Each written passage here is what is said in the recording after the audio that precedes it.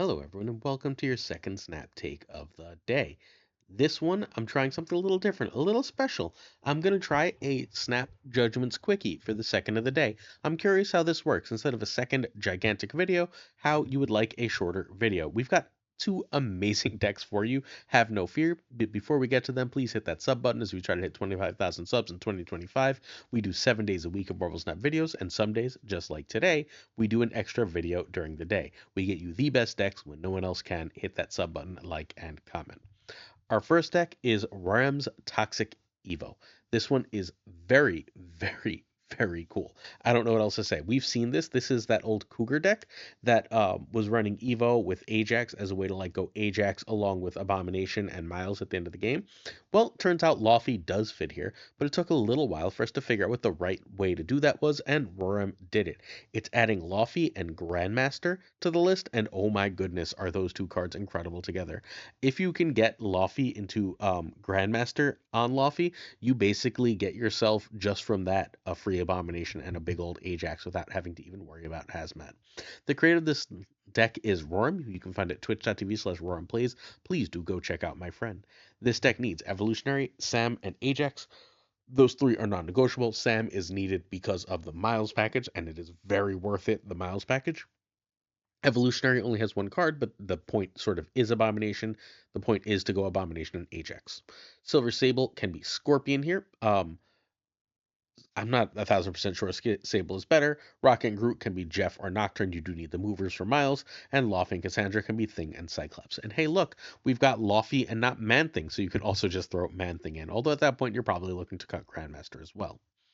Very quickly and very simply, Sable is just a quick and negative. If Sable hits a card, she often plays as a 1/4. That's great stats, and it works perfectly fine at the end of the game with Ajax. A card that's played for that is also a buff for Ajax and making Abomination cheaper. Hazmat is played almost always either on turn 4 or turn 5. You're using Hazmat for a free Abomination and a ridiculously big Ajax. That is the combination you are aiming to do with that card. You can Grandmaster Hazmat if you've played very little, but generally speaking, that's not exactly what you want to do, although it is really solid power. Grandmaster is meant to be here for Laufey. You can Grandmaster Cassandra Nova just fine. You can Grandmaster Red Guardian just fine. You can Grandmaster Hazmat, and that's okay. But you are generally trying to Grandmaster Laufey. Grandmastering Laufey is a lane winning threat. I mean, bluntly, you just win that lane. Sam Wilson is a 2/8. 2/8s are really good and go in most decks. Sam is arguably the best card in Marvel Snap. I think he is third. We did the top 10 cards on the podcast, and he ended up second. He also has the extra synergy. He's got so many extra synergies. This deck of making Miles a 1/6, that 1/6 plays with Ajax as a 5/7, and Abomination as a free 9, and things really sing. Cassandra is keyword big. She single handedly makes the Arisham matchup positive, makes the Thanos matchup positive, while also giving negative to your opponent's deck. So anything they play that Cassandra has hit is, again, Ajax Abomination food. Red Guardian is meant to hit your opponent's Luke Cage, but honestly, there's plenty of good targets. Just Red Guardian's one of the best cards in the game at answering opponents. Rocket Groot is the rug that ties the room together in that his movement will enable Miles Morales, and the negative power he gives will enable the Ajax Abomination, while he's also just really, really big himself. Laufey the lane winner, perfectly fine here. Laufey and Rocket and Groot should be able to steal a lane almost by themselves. Thank you, Grandmaster. Miles we've talked about. Evolutionary is here to give you Abomination, but there's worse things in the world than a 4/7. 4/7 is reasonable a fair amount of the time. Also, please note that we're not running Man-Thing here. So without Man-Thing, we don't have to, like, Evolutionary does lose a little bit of value because sometimes you're using that to shove under that Man-Thing. Sounds terrible. And then we have Ajax, which is like a 5/20, and Abomination, which is like a 0/9. And those are how you steal cubes. When you can play both of them at the end of the game and your opponent doesn't know it, you win usually. So Roram is Pixel Guy. He's in the top 5 right now with this list. Turn 1, you want Silver Sable. Turn 2, you want Sam over Sable. Turn 3, Cass or Rocket and Groot.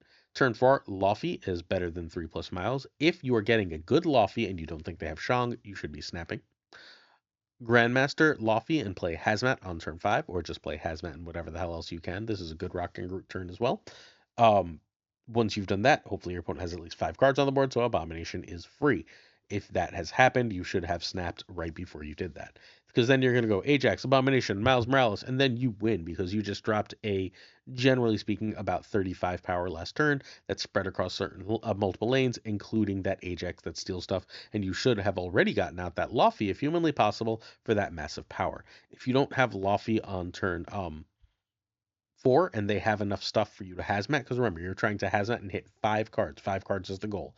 If you can hit 5 cards for Abomination and you haven't seen Lofty, feel free to hazmat on 4, and you can always drop Lofty on 5 and just enjoy your cubes. This list is wildly strong. I cannot urge you to give it a play enough. I don't know what else to say. Like, we thought Lofty was going to be good when he was spoiled, and we weren't sure if he would be better than Man Thing, and the 2 cards are really, really hard to fit.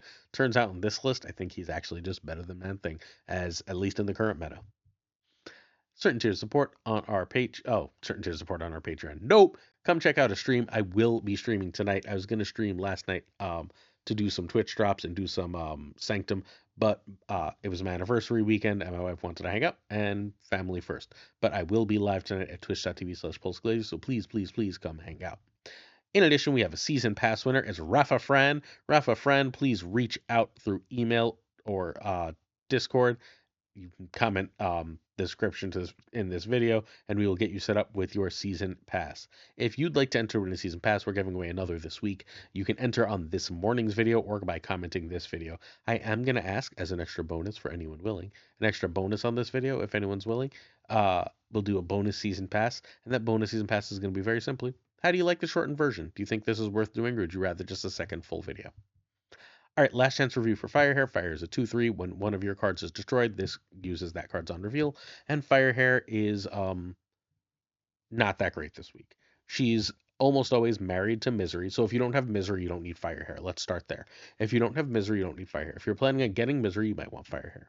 Right now, this card is good, but not great. That said, it is reasonably likely that this card becomes great. We have 2 data mines in April, and data mines are subject to change. One is Elixir. Elixir is a 1/1. Activate. When the next card is destroyed, when your next card on your side is destroyed, revive it here, Elixir's location. So if you can do that with Firehair, that's amazing, right? That gives you an extra hood, it gives you an extra white tiger, it gives you an extra whatever, because then it's just going to bring the card you killed right back, which is obviously huge. Think about that even with like a Cassandra Nova. The other one is Quinton Quire, who's a 2/2 activate, destroy the next card you play, then add its power to this. So again, let's just say Cassandra Nova, right? So you activate that, play Cassandra Nova. Cassandra Nova becomes a 3/6, but then gets destroyed. That thing gets the Quinton becomes a 3/8, and sorry, a 2/8, and the Firehair gets that extra 6 power also. That kind of thing seems incredibly, incredibly strong with this. Is Firehair there yet? Nope. And that makes it really, really hard to recommend, because unless you have Misery and unless you're really, really going to get those cards, I do think this card is going to be meta down the line. I don't think it's meta now. Because I still think this is going to be meta down the line, I am going to recommend you get it. This one feels an awful lot like Frigga to me. This one feels an awful lot like Luna Snow to me. Where when the card comes out, it's not quite the right time, but I do think that the right time is coming soon for this card. This has been my favorite Firehair deck. This is from Honifer, and Honifer is in the top 10 playing both this and the classic Bullseye list. This one's really cool. Please note, this is finally one not running Iron Patriot, but we have plenty of other things to destroy with this on reveal list.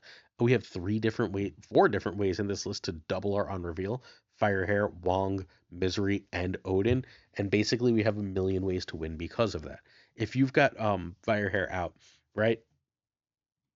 And you've got a lane where White Tiger on turn 5, White Tiger and Ironheart are there, and you venom those, and you get 2 extra White Tiger and an extra Ironheart trigger, you're like singing in the rain. It's so strong. Venom, same concept, right? There's a Sage, or if you drop Odin on it, like you're not gonna get the destroy, but you're totally fine.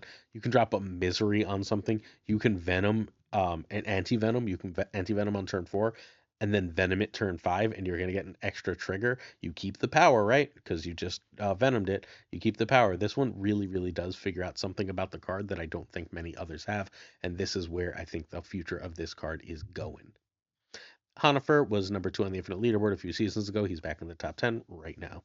This deck needs Ravonna, Misery, and Firehair. Misery and Firehair are, again, fairly married right now, outside of Thanos, anyway. Sage can be Wolfsbane. Sage is better. but whatever. Cassandra can be Juggernaut. Cassandra's better, but you get it. And Anti-Venom can be Shang-Chi. Let's go card by card. So the Hood is the card that goes with Misery and Firehair most often, although Iron Patriot often does, not in this list. Um, Basically, what you're doing is if you just get Firehair and Hood and Misery going, you end up with like 4 or 5 demons, and that's game winning. That's just such cheap power. There's nothing quite in the game quite like it. Ravonna is here, and like I want to say we don't need Ravonna, but Ravonna for cheap Cassandra, Ironheart, Sage, and White Tiger is insane because you're not always going to see exactly what you want to do. You're often going to want a Misery on turn 5, and if you can spend your turn 4 going like Ironheart and Sage, for example, you're just getting so far ahead at that point that you're really singing, and thus Ravonna is incredibly useful. Generally speaking, Firehair is better because you do have Misery and Venom, but there's hands where you're not sure you're going to be able to do that, right? What this list does so well is have multiple options. So if you're going to get the Misery and Venom stuff going, you want Firehair, but sometimes you're just going to want to get Odin stuff going, and at that point, you're perfectly happy to go with Ravonna first. Cassandra Nova gets reasonably big and upsets your opponents and gives you a good matchup into Arishem. It's really good even late into Wong. It's really good if it gets destroyed by Venom into Firehair. Great card. Ironheart is when you'd rather Misery than Venom. You're trying to Venom the ones that have power and Misery the ones that don't. But hey, you get that extra trigger. Um, it's basically because of Ravonna a 2/6, and then you even if it's a 3/6, if you end up miserying it, just like if you casually misery, right? Like you're playing Hood, you go Hood, Firehair, Ironheart, Misery, and then you've just got like this extra energy, extra power from that. Why the hell not? That seems amazing to me. Sage is really great at the end of the game. There is an optionality to like Sage on Wong at the end of the game to win, especially if it gets hit by anti-venom. But again, this is another thing you can venom off. If you do venom off that Sage, you can like, for example, play Sage even on turn 5 or 6, and then immediately eat it with venom, and then Firehair is going to get big in her lane, and that works really great. Wong works perfectly fine on Firehair, and obviously is also still great with Sage, Ironheart, White Tiger, and Odin, and so Wong is great in this. You're not as reliant on Wong as many lists are, so like the disruption that Wong often invites isn't that big a deal to you because you're trying to like eat stuff out of that lane anyway. Anti-Venom is basically like I don't have Wong and I don't want a Misery yet, and I didn't play White Tiger. So you get a 4/7, and then if you Venom that 4/7, you get another free card next turn, and free cards in this deck mean combos. You don't really want to hit Misery, you don't really want to hit Odin. Everything else is a really good hit. And like honestly, if you hit Odin, you just get a 0 re-trigger everything. It's not the end of the world either. Um Anti-Venom is really cool here. Misery, we've talked about already. White Tiger, sending tigers all over the board is still one of the strongest things you can do. The tigers are 8 power. 8 times 4 is 32. That wins most lanes of Marvel Snap, and thus this is worth messing with. That's it. That's the cards in this list. This is top 10. Turn 1, you want Hood. Turn 2, Ravonna or Firehair, depending on your hand. Either one can be a snap, but try and be careful. Turn 3, Cassandra over 2 over Ironheart. Turn 3 is Wong over Anti-Venom over Misery. Sometimes you're going to drop a White Tiger here if you played Ravonna.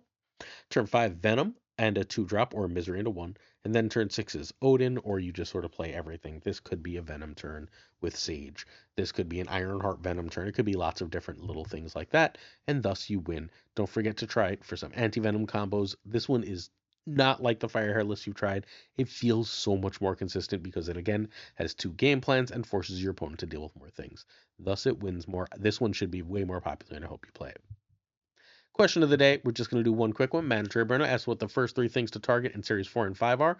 I think this is relatively simple. The real answer, number 1, is buy the damn season pass. But assuming you've done that, Arishem gives you a new deck. Yes, you will be missing like your Mockingbirds and your Alliaths and stuff, but you'll get a She-Hulk along your way. You'll randomly be able to play like you can still play Magneto in there. You can still play Giganto in there just fine.